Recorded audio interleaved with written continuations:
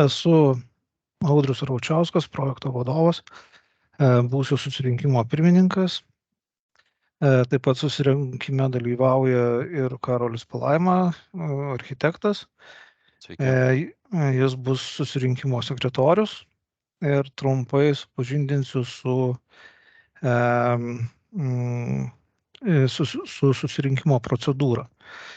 Tai informuoju, kad yra daromas garso ir vaizdo įrašas, tam, kad galima būtų paskui tiksliai suprotokoluoti. Pasisakantys turi prisistatyti ir pagal daromą įrašą iki 5 darbo dienų, per 5 darbo dienas bus parengtas protokolas, kurio nuorašas galės būti pateikiamas norintiems su juo susipažinti asmenims. Iki viešo susirinkimo gauti 2 pasiūlymai elektroniniu paštu. Projektinių pasiūlymų paskirtis, kaip žinot, yra projektuojamo statinio architektūros ir kitų pagrindinių sprendinių idėjai išreikšti, informuoti visuomenę apie visuomeniai svarbaus statinio numatomo projektavimą bei specialiesiams architektūros reikalavimams nustatyti. Projektiniai pasiūlymai parengti vadovaujantis Vilniaus miesto savivaldybės teritorijos bendrojo plano bei Pašilaičių komunalinės zonos detaliojo plano sprendinių koregavimo sklype tam pačiam inicijavimo sutarties pagrindų sprendiniais. Tai detalusis planas, kaip matote, yra šitas koreguotas, tai pagrindiniai jo yra reglamentai. Teritorijos naudojimo tipas gyvenamoji teritorija, teritorijos paskirtis kitos paskirties žemė, žemės sklypo naudojimo būdas daugiabučių gyvenamųjų pastatų ir bendrabučių teritorijos, statinių aukštingumas yra prioritetinis nuo žemės paviršiaus 18, galimas iki 35 metrų. Projektuojama pastato aukštis yra 19,75 metrų. Didžiausias leistinas sklypo užstatymo intensyvumas pagal bendrąjį planą pagal detalų planą yra 1,2, galima didinti su išlygom iki 1,32, pagal planuojamus sprendinius yra 1,29. Didžiausias leistinas sklypo užstatymo tankumas 40%, pagal planuojamus sprendinius yra 33%. Želdynų procentas 30%, pagal planuojamus sprendinius 31%. Taip, pagal Vilniaus miesto bendrojo plano sprendinius šalia teritorijos Grigalaukio gatvėje, esamoje ir perspektyviniai daly, numatyti tarp rajoninės ir vietinės reikšmės dviračių trasos. Bet kadangi tai yra už sklypo ribų, tai šiuo projektu dviračių takai nesprendžiami. Statinio objekto adresas. Šiuo metu sklypui yra suteikinėjamas adresas ir kol kas yra adresas toks Vilniaus Pašilaičių seniūnija. Statybos rūšis nauja statyba. Statinio paskirtis gyvenamosios paskirties 3 ir daugiau butų daugiabučiai pastatai. Statinio kategorija ypatingasis statinys. Projektuotojas UAB projektų rengimo biuras. Statytojas Šiaurės Europos investicinis fondas atvirojo tipo investuotojams ir informuotiesiems investuotojams skirta investicinė uždaroji akcinė bendrovė.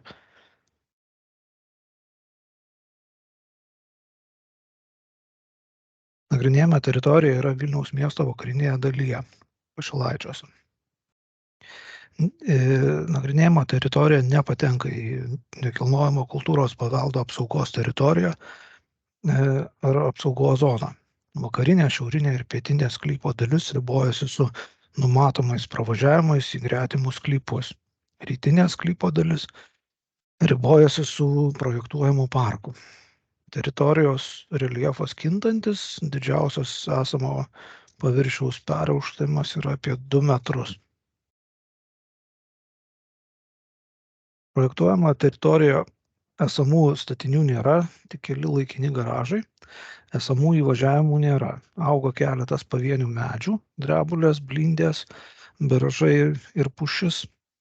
Esami medžiai šalinami dėl projektinių sprendinių, nes kol kas jie yra nepriskirtini saugotiniems. Poilsio aikšteles siūloma atskirti krūmų, medžių, vijoklių, augalų juostomis. Konkretūs apželdinimo sprendiniai, žinoma, bus tikslinami techninio projekto rengimo stadijoje. Teritorija yra šalia perspektyvinės Pušaloto gatvės, iki kurios galima patekti nuo Justiniškių gatvės per Virbališkių, Grigalaukio, Būdiniškių gatves. Ateityje perspektyvinė Pušaloto gatvės turės jungti su šiaurinė gatve ir dubliuos vakarinį aplinkelį. Patekimui į sklypą yra numatyti 2 akligatviai, čia detaliam plane, kaip matote, iš kurių ir projektuojami įvažiavimai į sklypą, tai yra pietiniai ir vakariniai, pietiniai, atsiprašau, ir šiauriniai dalyse. Taip, čia dar trumpai ir bendros plano sprendiniai. Taip, kaip ir minėjau, sklypo apželdinimo plotas yra 31%. Tvarkomo sklypo esami aukščiai keičiami bus planiruojamas sklypas, projektuojamos nuogrindos nuolydis formuojamas nuo pastato, lengvųjų automobilių stovėjimo aikštelė yra tik tai požeminėme parkinge, antžeminėje sklypo dalyje automobilių stovėjimo aikštelės neprojektuojamos. Tai pagal galiojančius, kaip minutę, Vilniaus tarybos patvirtintus koeficientus šioje zonoje, šičia. Šiam pastatui užtektų 135 automobilių, projektuojam 161, iš jų 29 vietos elektromobilių pakrovimui ir 7 vietos žmonėms su negale. Taip pat pradiniais skaičiavimais iš viso reikėtų 36 dviračių saugojimo vietų, numatom įrengti 76 saugyklas požeminėje automobilių stovykloje. Takai nuogrindos iš betoninių trinkelių arba plytelių. Lietaus nuotekų vanduo nuo projektuojamų dangų, nuo stogo bus surenkamas į centralizuotą nuotekų sistemą pagal išduotas prisijungimo sąlygas. Projektuojamų kietų dangų nuolydžiai bus pritaikyti žmonių su negale reikmėms. Po statybos užbaigimo teritorijos priežiūra, buitinių atliekų, rūšiuojamų atliekų surinkimą ir išvežimą atlieka užsakovas, sudarė sutartį su atitinkama atliekų tvarkymo įmonė. Tai taip, dabar architektūriniai sprendiniai pastato. Projektuojamas daugiabutis sudarytas iš 2 gyvenamųjų korpusų su vieno lygio požeminė automobilių stovėjimo aikštele. Pastato tūriai dėstomi išilgai rytinės ir vakarinės sklypo kraštinių, taip pat formuojant sklypo centre atvirą privatų apželdintą kiemą. Pastato aukštingumas 5-6 aukštai. Aukštis, kaip sakiau, 19,75. Patekimas į požeminę automobilių saugyklą numatomas iš pietinės sklypo dalies, Pušaloto gatvės atšakos akligatvio. Taip, to.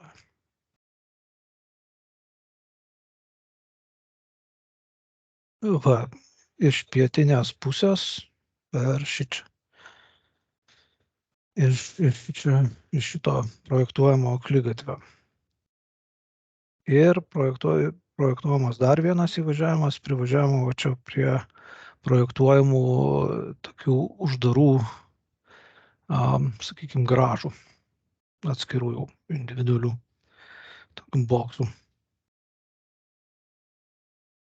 Gyventojų patekimai į B korpuso laiptinės projektuojami iš Šaloto gatvės pusės, šičia.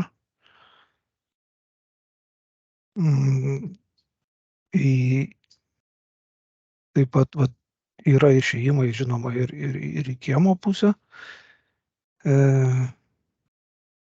Iš viso projektuojamos keturios laiptinės su liftais. Pastatų fasadų apdailai naudojamos skirtingos medžiagos. Cokolis bei laiptinės fasadai planuojama, kad bus klinkerio apdaila arba skirtingų spalvų faktūrinis tinkas. Projektuojamos dalies fasadai skirtingų spalvų. Ten darysim skirtingų spalvų struktūrinis tinkas. Balkonai su stikliniais turėklais ir arba dekoratyviniais elementais, tai dažytomis lamelėmis. Trumpai parodysiu du variantus.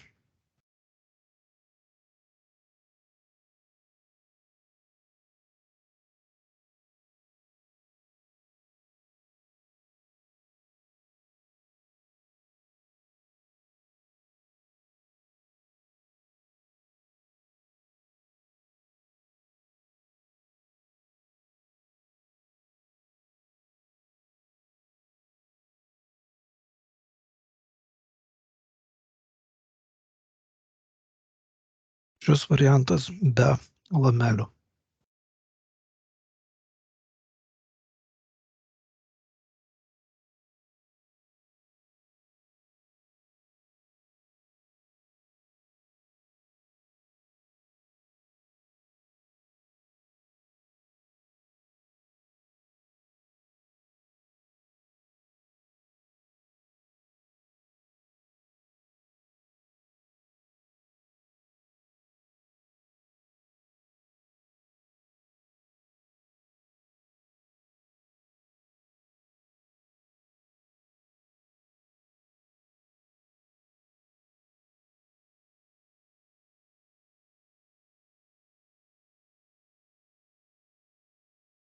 Tai tiek būtų apie projektinius pasiūlymus. Dabar norėčiau pristatyti tuos gautus 2 klausimus. Klausimai buvo gauti elektroniniu paštu. Pirmas klausimas, cituoju.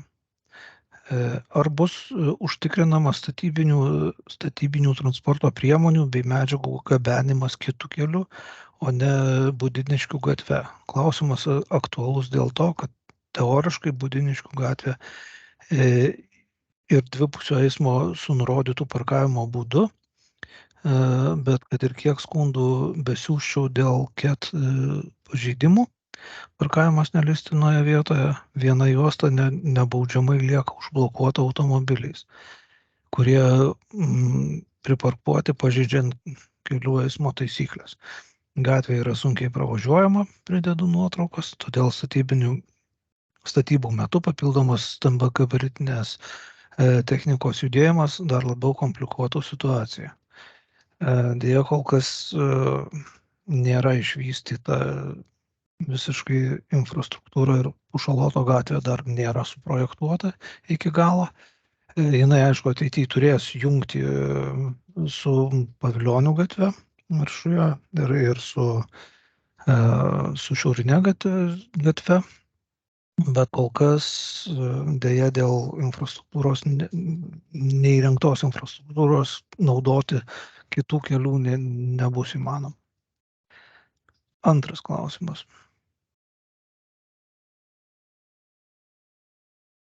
Naujos statybos reiškia naują pamatų rengimą, ko pasekoje drebės ir Budiniškių gatvės 9 esančių namų pamatai bei sienos.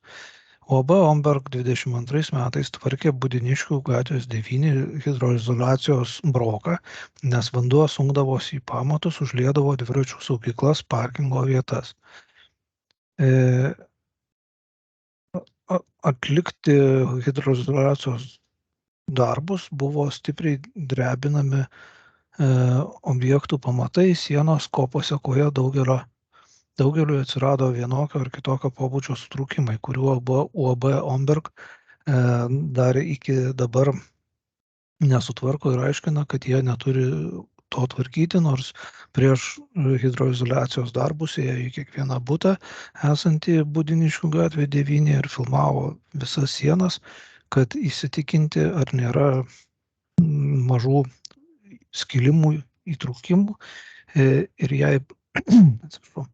jei po hidroizoliacijos darbų atsiras skilimai, įtrūkimai, UAB Omberg įsipareigojo kompensuoti patirtus nuostolius.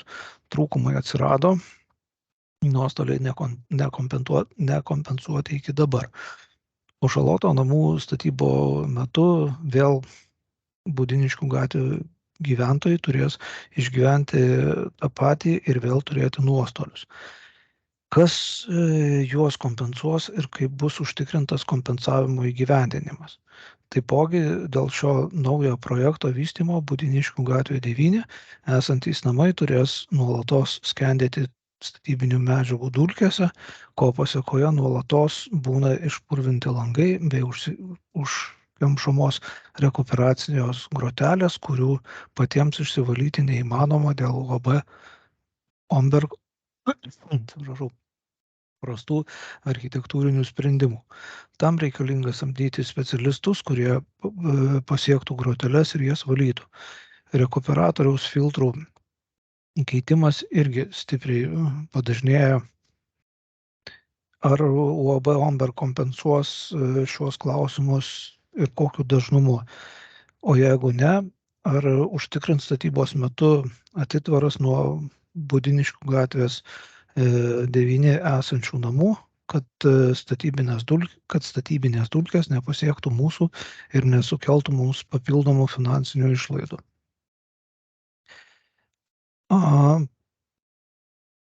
Pušaloto, kaip čia vadinama, projektuojamas pastatas yra atsitraukęs apie 30 metrų nuo dabar esančio Budiniškių gatvės 9 pastato. Jame numatyti griežtiniai pamatai, nenumatoma naudoti vibraciją sukeliančių, didelę vibraciją sukeliančių mechanizmų, todėl manytina, kad įtakos pamatams ir įtrūkimui, trūkinėjimų sienų šio pastato statyba neturės. Dabar dėl kompensacijų, tai aš čia nesu kompetitingas, čia tikrai reikia kalbėti tiesiogiai su Omberg. Čia, kadangi klausimas ne apie projektavimą, tai aš deja, bet nesu kompetitingas atsakyti šitą.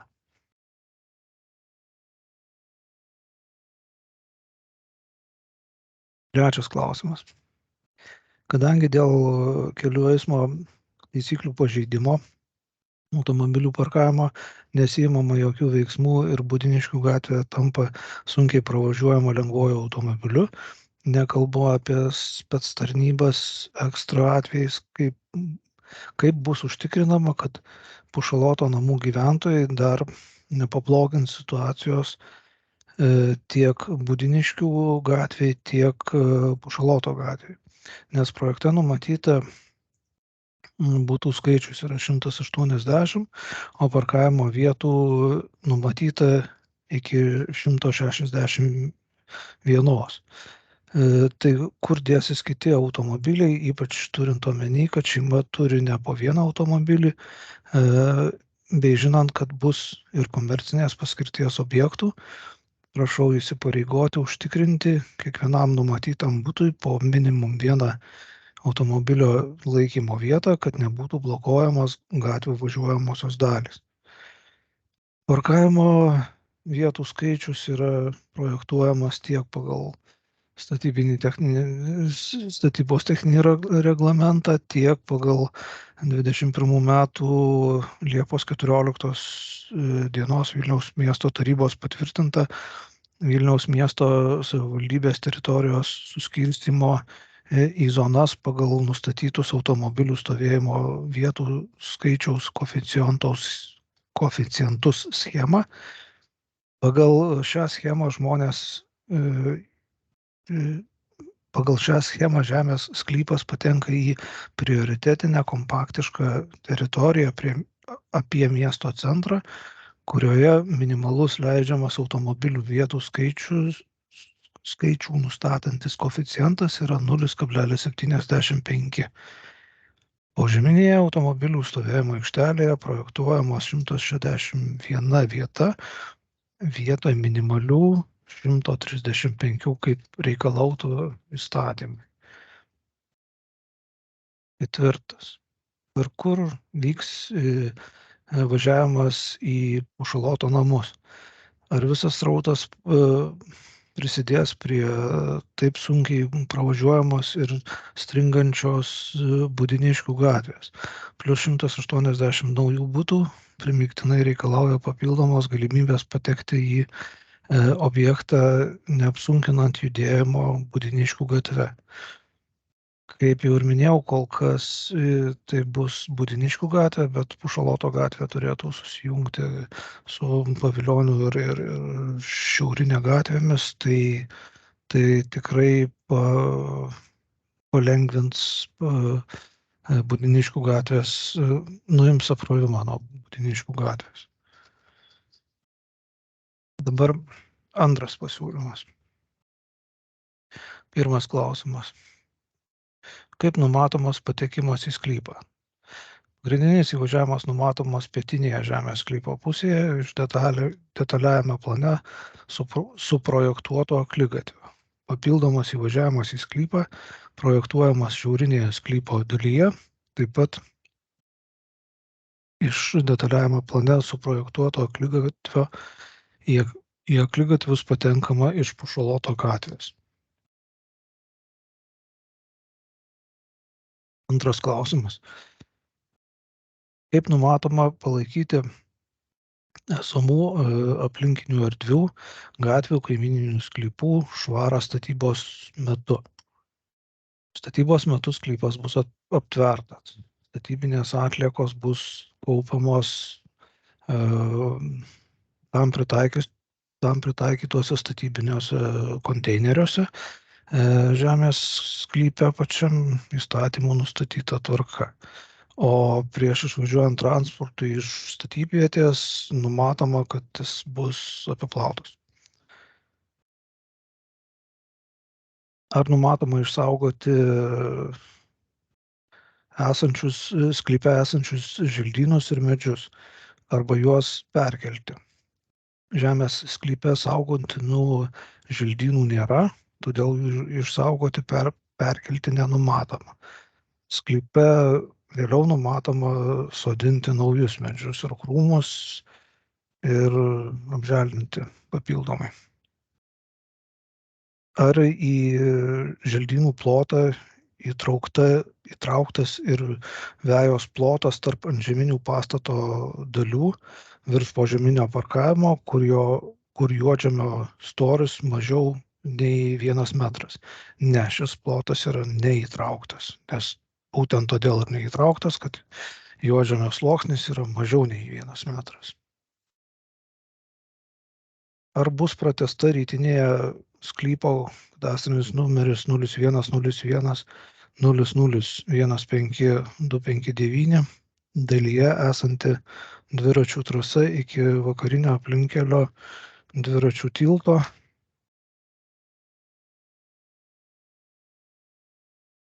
Pagal Pašilaičių komunalinės zonos teritorijos detaliojo plano sprendinių registro numeris 853, kurie patvirtinti 2001 gegužės 30 Vilniaus miesto tarybos sprendimu numeris 324. Kadangi, kaip ir minėjau, už sklypo ribų mes neprojektuojame, tai šitą klausimą reikėtų kelti, matyt, kai bus rengiama Pušaloto gatvės ir bus rengiamas Pušaloto gatvės projektas. Tai trumpai tiek buvo klausimų. Tai dabar laukiu kitų klausimų.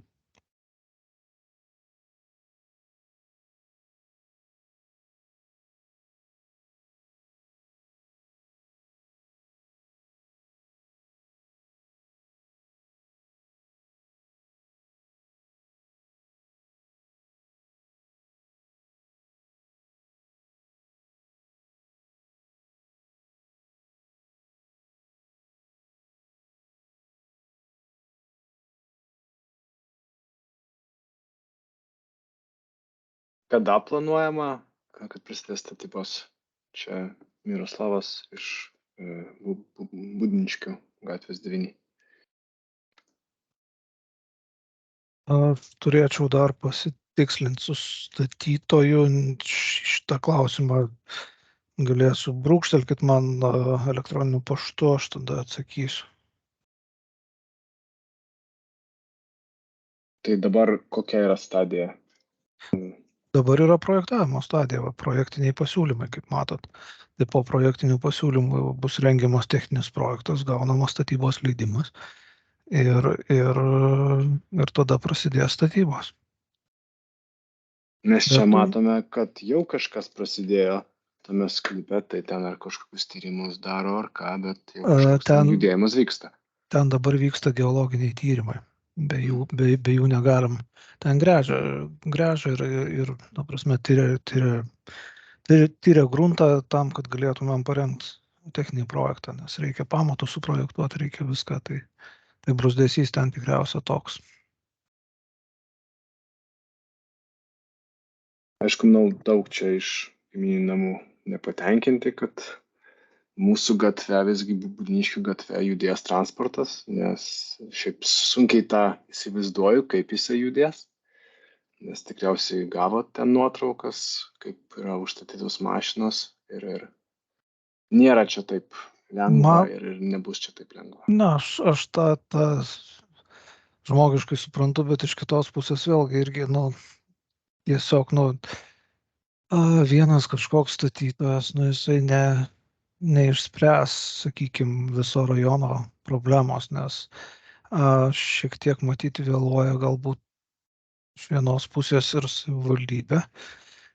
Bet, ten irgi, kaip suprantama, yra suprantami dalykai, bet dėja, situacija tokia yra ir statytojas, sakykime, jam įrengti ten kilometrą gatvės, tai, manau, kad jisai nestatytų tų namų. Sveiki, Audriau, Rūta iš Budniškių 9, bet ne kas kitas kaip Ombergas visą tą gatvę ir nutiesė ir pastatė ir suprojektavo ją tokią, kad jie negali važinėti nei sunkiasvoris transportas, nei apskritai lengvusios mašinos prasilenkti. Šiaip gatvės dalis 8 metrai gal nėra priduota net Vilniaus miesto savivaldybei prie 4 etapo, nes Ombergas kažkur pametė 8 metrus gatvės. Ir jiem nepavyko prakišti iki galo nepabaigtos gatvės, kuri turėjo apjuosti visą 4 etapą jau ir taip. Tai ta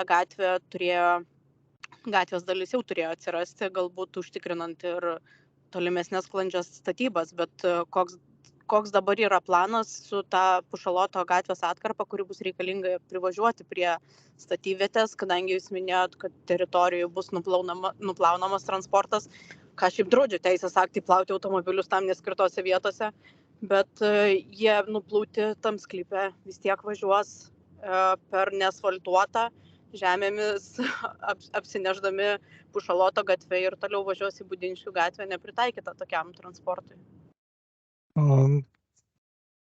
Tiksliau, aišku, atsakytų pats statytojas šitoje vietoje, bet dabar, kadangi laukiam, kol bus pakeistas žemės sklypo naudojimo būdas detaliuoju planu, pakoreguotas detalusis planas. Tai va, kai jis dabar jau yra visiškai patvirtintas, reikia tik įregistruoti, tai iš karto prašysim prisijungimo sąlygų, susisiekimo prisijungimo sąlygų ir projektuosim tą gabaliuką Pašaloto gatvės, kuris bus prie šito daugiabučio. Tai tokie planai.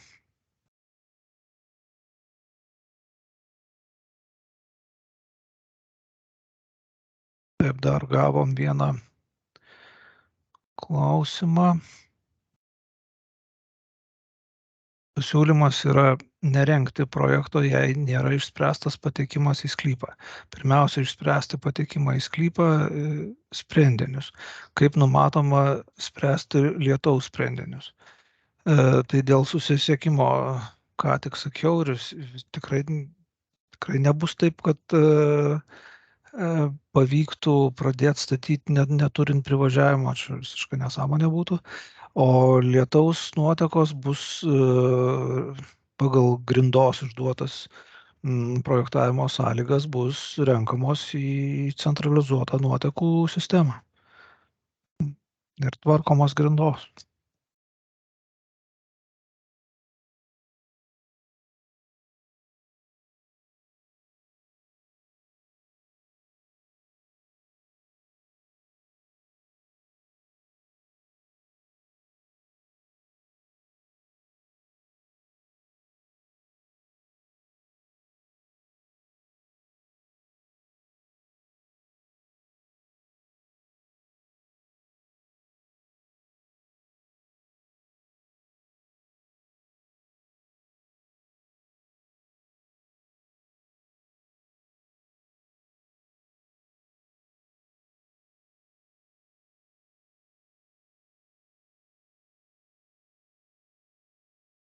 Tada reiškia, reikia savivaldybei parašyti taip, kad dėl gatvės tegul jie pasidaro savo žvyro gatvę nuo Pavilionių gatvės, kur teoriškai galima tą pasidaryti ir tegul vežioja per Pavilionių gatvę. Viską. Žinoma, teoriškai galima tai padaryti. Bet jau čia, sakau, ne šito projekto kol kas sprendiniai, kuriuos svarstam.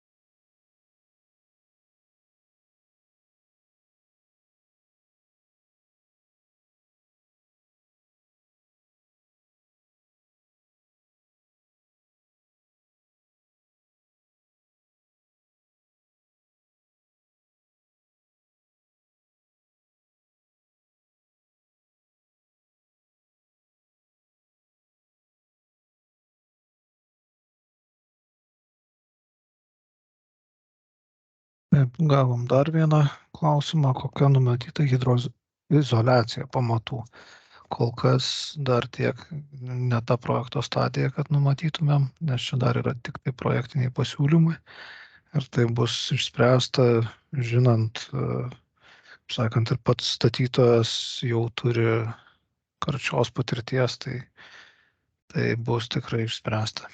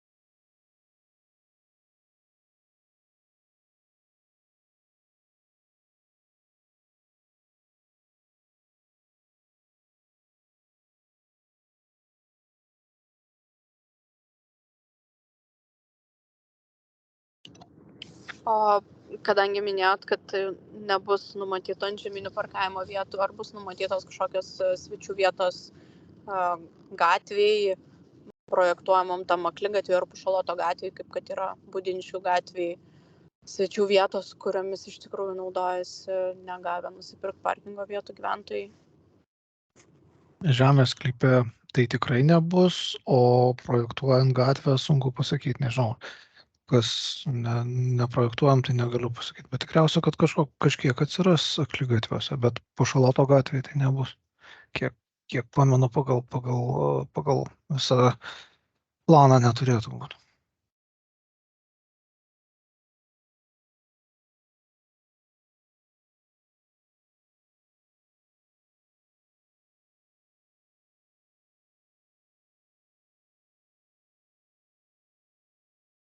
Tai ta patirtis, kai ten reikėjo berods Budiniškių 9 remontuoti, užminį parkingą, nu tai va tokia yra karti patirtis su vandeniu ir hidroizoliacija.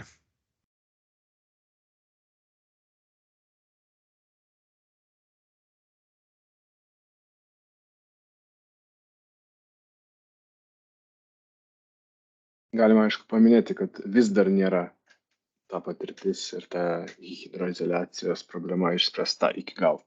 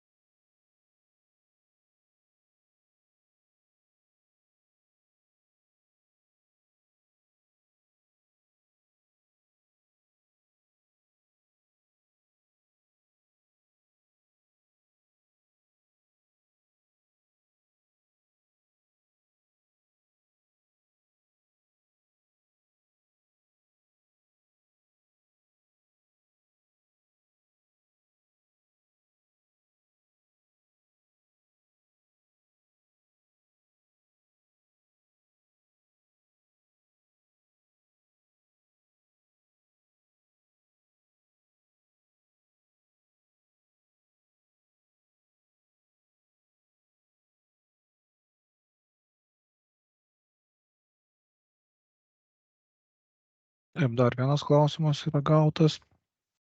Pasiūlymas, tikriau sakant. Gal galima numatyti, kad pastato infrastruktūros mokestis bus užskaitomas kaip Šaloto gatvės įrengimo iki vakarinio aplinkelio? Šito čia žinau, kad tikrai ne mūsų kompetencija, čia savivaldybės kompetencija administruoti ir nustatyti infrastruktūros mokesčius, tai čia šitoje vietoje negaliu pakomentuoti nieko.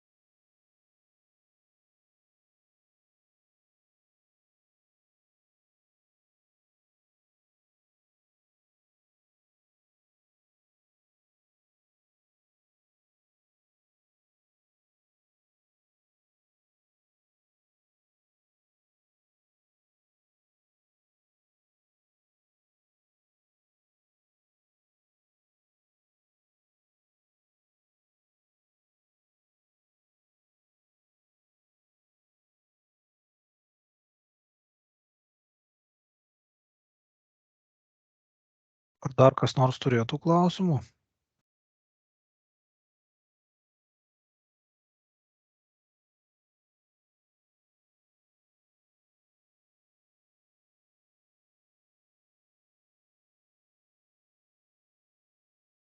Kadangi dėl techninių problemų šiek tiek vėlavom su šitu, tai dar 15 minučių tikrai palauksim.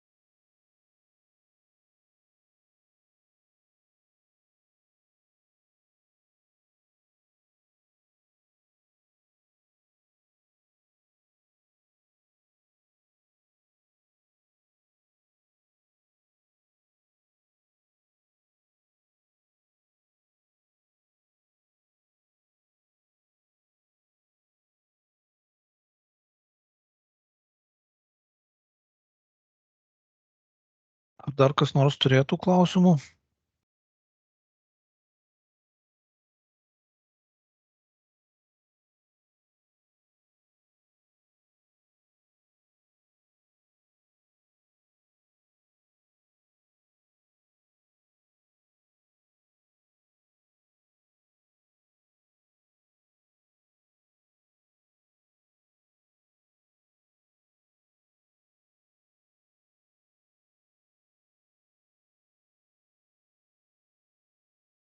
Jeigu tuomet neturit, ačiū už dalyvavimą. Tie klausimai, kurie buvo pateikti elektroniniu paštu, į juos bus atsakyta. Tie, kurie buvo pateikti šičia žodiškai, tai aš jau į juos atsakiau. Ir dar kartą dėkui už susirinkimą. Viso gero.